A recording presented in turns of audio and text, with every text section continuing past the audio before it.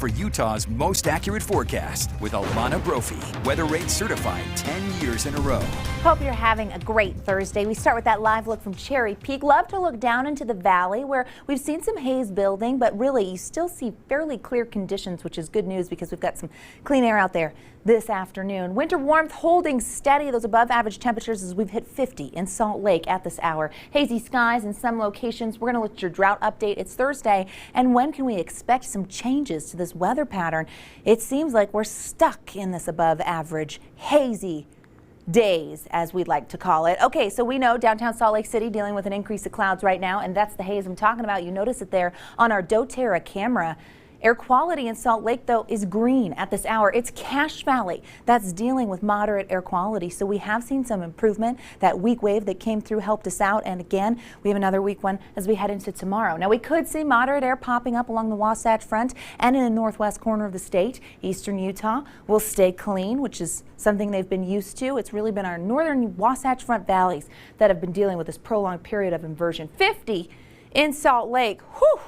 43 is the average high. We won't get to that until about 7 o'clock, so we'll see those temperatures dropping, falling into the 30s, but with cloud cover, some mild conditions as we make it through the evening. You see where those clouds are on the move, moving from north to south. That ridge has set up, and that area of high pressure is really dominant, keeping us very quiet.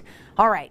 Quiet also means dry, which is something we've been battling since the beginning of January. Here's this week's newest numbers. Not great news on the drought monitor. Why? Because our extreme drought has increased on the western side of the state and in the Four Corners area. Last week we were about 32%. Now we're at 34%. This is where these dry conditions really not helping us when it comes to threatening snowpack and our drought monitor. So that has increased this week, which is not great news. We need storms to roll in. Let's see if they do in the next few. Today, that sunshine, warmth, and haze is out there. Tomorrow, we're going to repeat what we saw today, Saturday. Not much going on. We get those above average temperatures. That high pressure remains stubborn, so we get a stretch here of very quiet conditions. There is hope for change. We want that high to squash just a little bit. It heads to the south. So we head into next week. There's an area of low pressure that we're keeping our eye on. Now it wants to dig further south. Another pops up, but as we head into midweek, there's a slight chance portions of the state could see wet weather.